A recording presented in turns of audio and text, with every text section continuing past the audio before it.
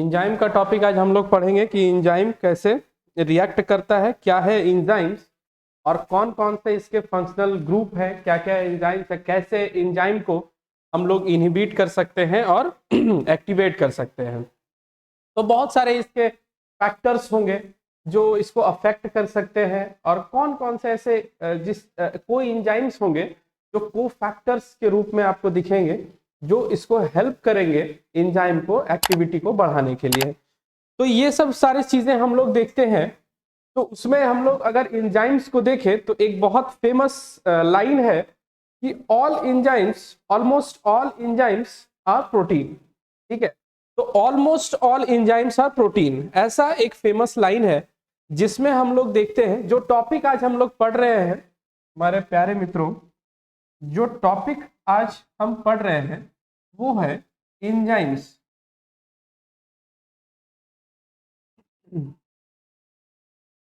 ठीक है, enzymes, yes, very good morning. तो enzymes almost all enzymes are protein, ये एक ऐसा फेमस लाइन है। सबसे पहले उस लाइन को हम लोग लिख लेते हैं, तब आगे हम डिस्कस करेंगे। Almost all enzymes are protein.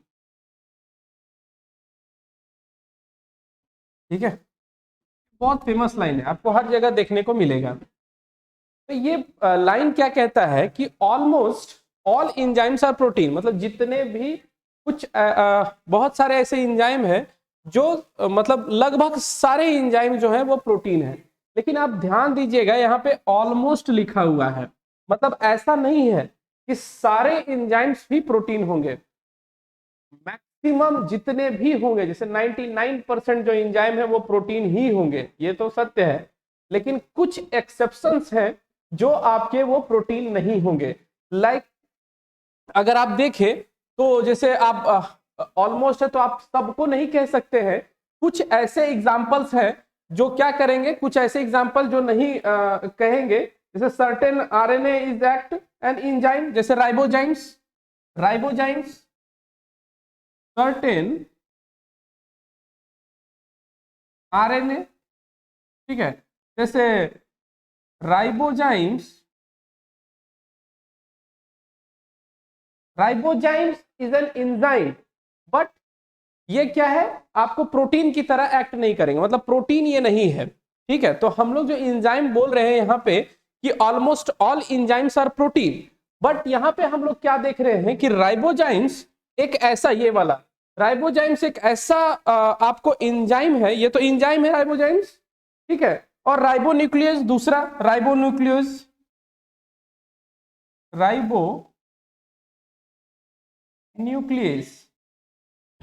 ठीक है, तो राइबोन्यूक्लियस और राइबोजाइम्स, दीज आर एंजाइम्स, ये एंजाइम्स ही है। ठीक है, ये वाला भी एंजाइम है लेकिन ये प्रोटीन नहीं है, तो इसलिए ये एक्सेप्शन है। इस चीज को थोड़ा सा आप याद रखिएगा। हम वही चीज पढ़ेंगे जो थोड़ा डिफरेंट होगा, क्योंकि आप पहले भी ये सब पढ़ चुके होंगे। एक्सेप्शन, ठीक है, ये एक्सेप्शंस हैं कि सर्टेन आरएनए जो हैं वो आपको क्या करेंगे, राइबोजाइम्स और राइबोन्यूक्लियस जो हैं वो भी तो एंजाइम है, लेकिन वो एक्ट नहीं कर सकते हैं आपको एज अ प्रोटीन, वो प्रोटीन आप उसको नहीं कह सकते हैं। चलिए यहां तक हम लोग देखते हैं। तो एक तरह से अगर देखें तो एंजाइम एक्टिवेट कब होगा और इनएक्टिवेट कब होगा, ये हम लोग देखेंगे जब हम इसका डिफरेंट फैक्टर्स पढ़ेंगे, उस समय देखेंगे। फिर भी अगर हम एक एक्टिव एंजाइम की बात करें कि एंजाइम कौन से आपके स्टेट में एक्टिव होगा, जैसे आप अब जितने जैसे आप प्रोटीन जो पढ़ रहे थे, प्रोटीन का स्ट्रक्चर अगर आप देखें, जो प्रोटीन सिंथेसिस हम लोगों ने पढ़ा, तो प्रोटीन सिंथेसिस में जो पढ़े तो फर्स्ट में मैंने ये भी बताया था आपको कि ऐसा नहीं है कि ये एक प्रोटीन का चेन बन गया, this is your protein chain, और ऐसा नहीं है कि बस ये बन गया उसके बाद ये हो गया, उसके बाद ये बनता गया। समझ में आ रहा है? ऐसे भी ये फंक्शनल नहीं होगा। फंक्शनल कब होगा, जब इसमें फर्दर आपको मॉडिफिकेशन होंगे। कौन कौन से, जैसे प्राइमरी स्ट्रक्चर बनेगा, this is your primary structure, है ना, ये कुछ इस तरह से होंगे, कुछ इस तरह से, ये प्राइमरी स्ट्रक्चर हो गया, है ना। सेकेंडरी स्ट्रक्चर कैसे हो जाएंगे, सेकेंडरी स्ट्रक्चर आपको यही वाला चीज थोड़ा ज्यादा घुमा हुआ मिलेगा, ठीक है। टर्सरी में जाएंगे तो टर्सरी में यही वाला प्रोटीन फिर ऐसे कुछ मिलेगा आपको, ठीक है, थोड़ा ज्यादा घुमा हुआ, ठीक है। और जो क्वाटरनरी होगा वो थोड़ा ज्यादा होगा, समझ में आ रहा है, कुछ इस तरह क्वाटरनरी। तो हम लोग देख रहे हैं जो स्ट्रक्चर फंक्शनल होगा, जो फंक्शनल आपका प्रोटीन वर्क करेगा, वो क्या करेगा, वो जो फंक्शनल आपके होंगे, जो एक्टिव साइट होगा सबस्ट्रेट, वो हमेशा टर्सरी स्ट्रक्चर में होगा, ठीक है। Tertiary structure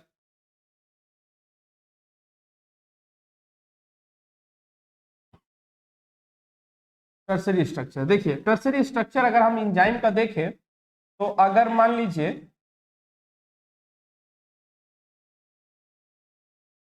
this is your enzyme, एक इंजाइम है जिसका टर्सरी स्ट्रक्चर ये है। अब अगर हम देखें कि एक्टिव साइट कुछ होंगे जहां पे सबस्ट्रेट आके बाइंड करेगा, देखिए कोई भी इंजाइम क्या करेगा, सबस्ट्रेट के साथ बाइंड करेगा। आफ्टर ऑल करना क्या है, इंजाइम को प्रोडक्ट में कन्वर्ट कराना है किसी चीज को, ठीक है। जब प्रोडक्ट में अगर कन्वर्ट करवाएंगे तो हमें क्या करना होगा, जो इंजाइम्स है उसको सबस्ट्रेट के साथ बाइंड करना पड़ेगा। तो सबस्ट्रेट को जहां बाइंड करना है वो वाला साइट को बोलते हैं एक्टिव साइट, एक्टिव साइट, ठीक है। इस एक्टिव साइट में क्या करना है, यहाँ पे सबस्ट्रेट को बाइंड करना है, समझ में आ गया। तो अब यहां पे अगर सपोज करो ये आपका सबस्ट्रेट है, दिस इज योर सबस्ट्रेट, ठीक है। ये सबस्ट्रेट आके कहां बाइंड करेगा, एक्टिव साइट में। तो मतलब सबस्ट्रेट ये हो गया आपका सबस्ट्रेट, लिख लो, ठीक।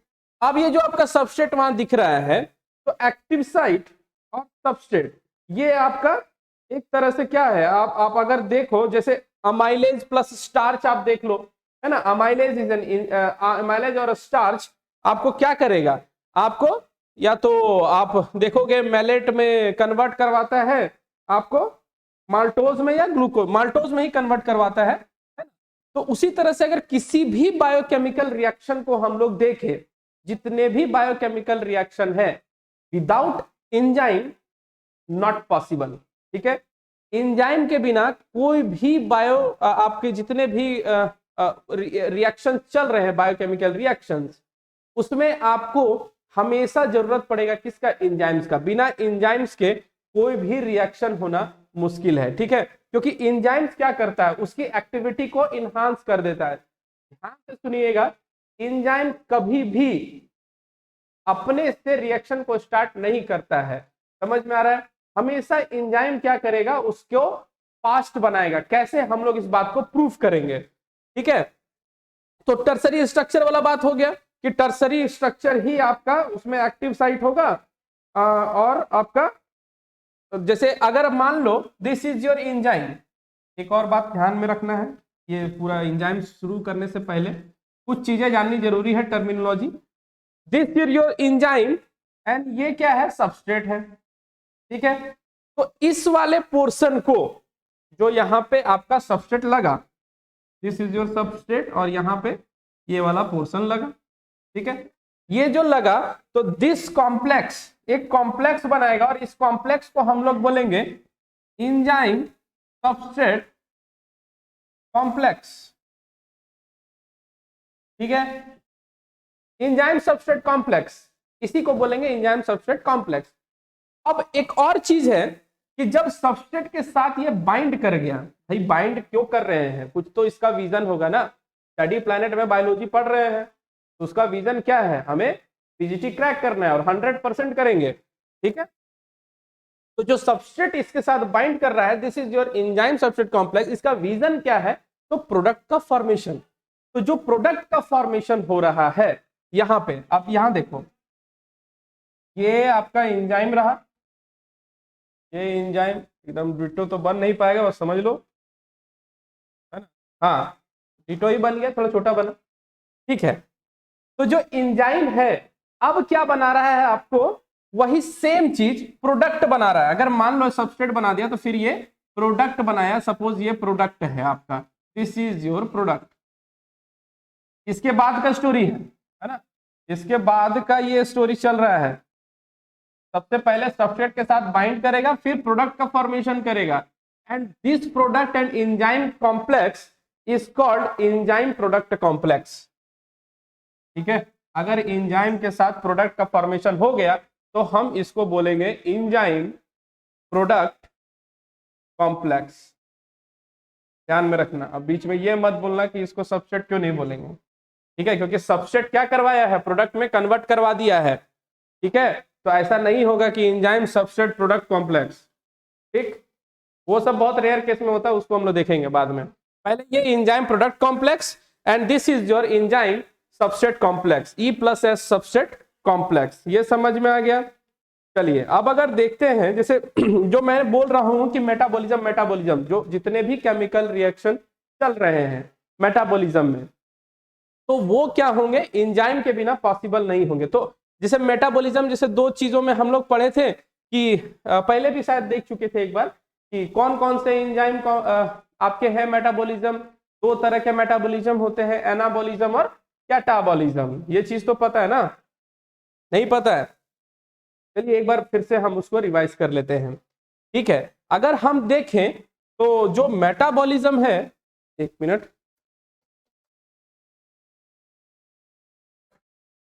ठीक है, जो मेटाबॉलिज्म है वो दो तरह के होंगे। First is anabolism, second one is catabolism. तो चलिए देखते हैं मेटाबॉलिज्म।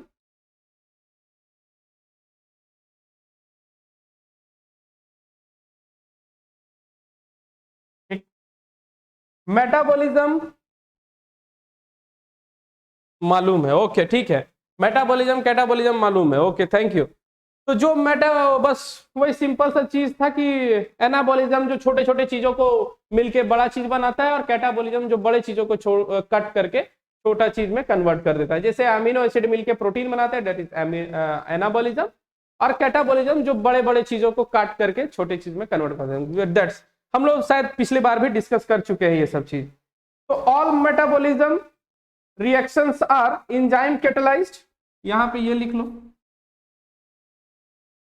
ठीक है, क्या लिखेंगे कि all metabolic reactions, all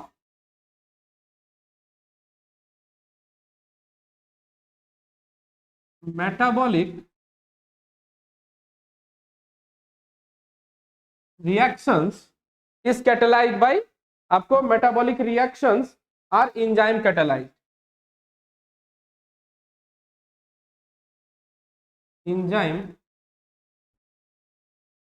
catalysed. ठीक है, जितने भी मेटाबॉलिक रिएक्शन होंगे वो एंजाइम के द्वारा कैटलाइज्ड होंगे।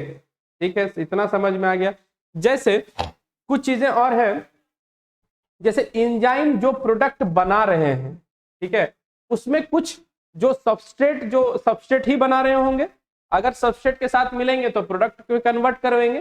तो एंजाइम कभी भी आपको अब क्या कर रहा है कि उसमें हीट रिलीज हो रहा है और एक में हीट आ रहा है। जैसे सपोज करो कि प्रोडक्ट बनाने में, एक ग्राफ के थ्रू समझते हैं,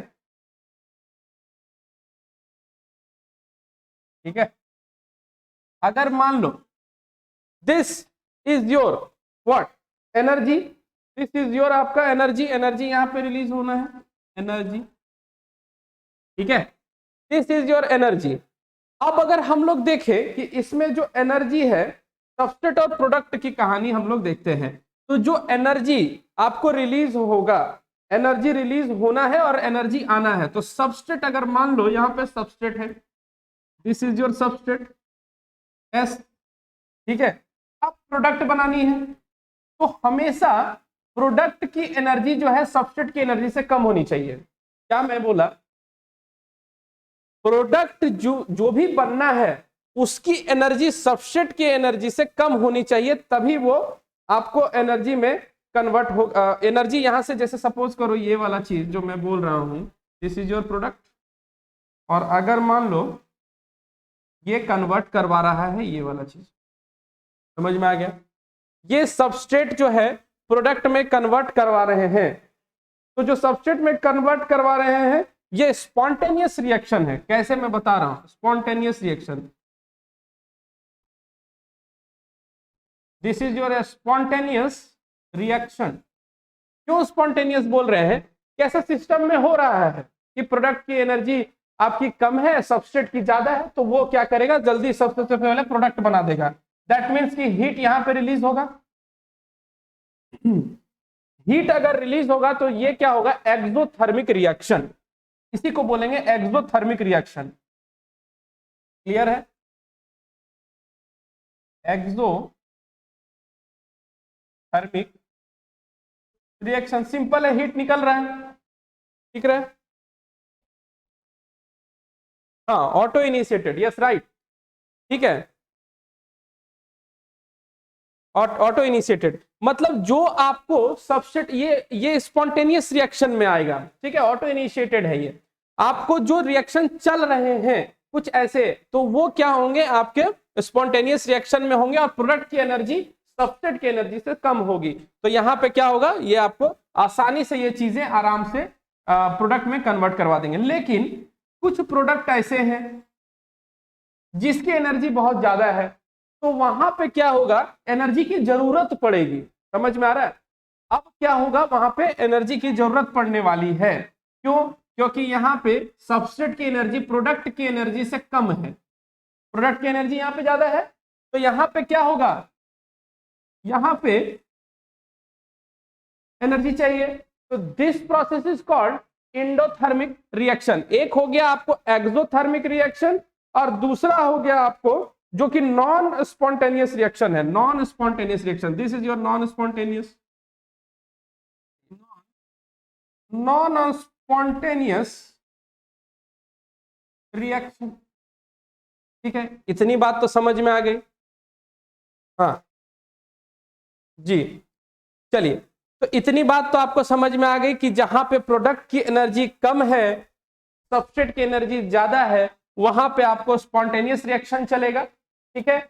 और जहां पे प्रोडक्ट की एनर्जी ज्यादा है, सबस्ट्रेट की एनर्जी कम है, वहां पे आपको नॉन स्पॉन्टेनियस रिएक्शन लेंगे। तो एंजाइम कभी भी इस लफड़े में नहीं पड़ने वाला है, ठीक है? एंजाइम कोई ऐसा भला काम नहीं करने वाला है कि एंजाइम चाहेगा कि हम क्या करेंगे, इस चीज को ये कर देंगे, हम चुपचाप वहां चले जाएंगे। नहीं, एंजाइम वहीं जाएगा जो कि स्पॉन्टेनियसली चल रहा है, उसको एंजाइम को एनर्जी कहां से लाएगा? तो एंजाइम सिर्फ क्या करता है, increase the speed of already occurring reaction, ठीक है?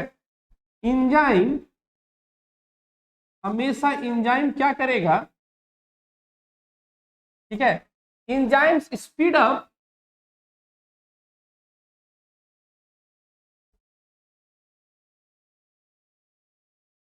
ऑलरेडी